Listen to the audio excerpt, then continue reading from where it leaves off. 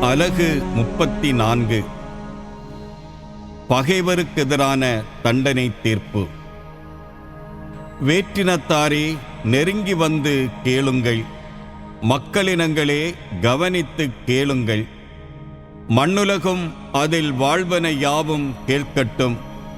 வையகமும் அதில் தோன்றுவன யாவும் செவி கொடுக்கட்டும். வேற்றினத்தார் அனைவர் மேலும் ஆண்டவரின் சீற்றம் விழும். அவர்களின் படைத்திரள் முழுவதற்கும் எதிராக அவரின் வெஞ்சினம் விழும். அவர்களை அவர் அடியோடு அழிப்பார், படுகொலைக்கு உள்ளாக்குவார். அவர்களில் வாளுக்கு இரையானோர் தூக்கி எறியப்படுவர். அவர்களின் பிணங்கள் நாற்றமடிக்கும். அவர்களின் இரத்தம் மலைகளில் வழிந்தோடும்.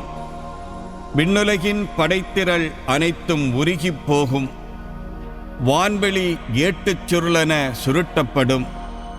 திராட்சை இலை உதிர்வது போலும் அத்தி இலை வீழ்வது போலும் வான்படைகள் அனைத்தும் உதிர்ந்துவிடும். ஆண்டவரது வாள் வானில் குடிவெறி கொண்டுள்ளது.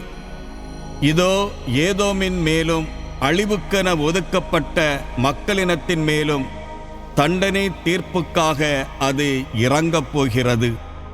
அவரது வாளில் செம்மறிக்குட்டி, வெள்ளாடு ஆகியவற்றின் இரத்தக்கரை படிந்துள்ளது. அதில் கிடாய்களின் கொழுப்பு படிந்துள்ளது. ஏனெனில் போஸ்ராவில் ஆண்டவருக்கு பலி ஒப்புக்கொடுக்கப்படும். ஏதோம் நாட்டில் படுகொலை நடக்கும். அவர்களின் காட்டெருதுகள் செத்து விழும்.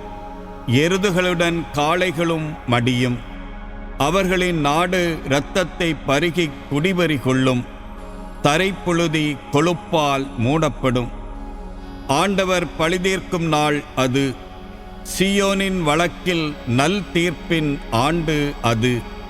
ஏதோமின் நீரோடைகள் கீழாகும். அதன் தரைப்புழுதி கந்தகமாகும். அதன் நிலம் கொழுந்து விட்டெரியும் கீழாகும். இரவும் பகலும் அது அணையாமல் எரியும். அதன் புகை என்றென்றும் எழும்பிக் கொண்டிருக்கும். தலைமுறை தோறும் நாடு பாழடைந்து கிடக்கும். எவருமே அதன் வழியாய் ஒருபோதும் பயணம் செய்யார். கூகையும் சாக்குருவியும் அதை சொந்தமாக்கிக் கொள்ளும். ஆந்தையும் கருங்காகமும் அங்கே தங்கியிருக்கும். ஆண்டவர் நூல் பிடித்து அதை உருக்குலையச் செய்வார். அவர் தூக்கு நூல் பிடித்து அதை பாழடையச் செய்வார். உயர்குடி மக்கள் அங்கே இரார். அரசரென அழைக்க அங்கே யாரும் இரார். அதன் தலைவர் அனைவரும் ஒன்றுமில்லாதொழிவர். அதன் கோட்டைகள் மேல் முள்புதர்களும் அதன் அரண்கள் மேல் காஞ்சொறி பூண்டுகளும் நெருஞ்சிகளும் ஓங்கி வளரும். அது குள்ளநரிகளின் குடியிருப்பாக மாறும். ஆந்தைகளின் வாழ்விடமாகும். காட்டு விலங்குகள் கழுதை புலிகளுடன் சேர்ந்து திரியும்.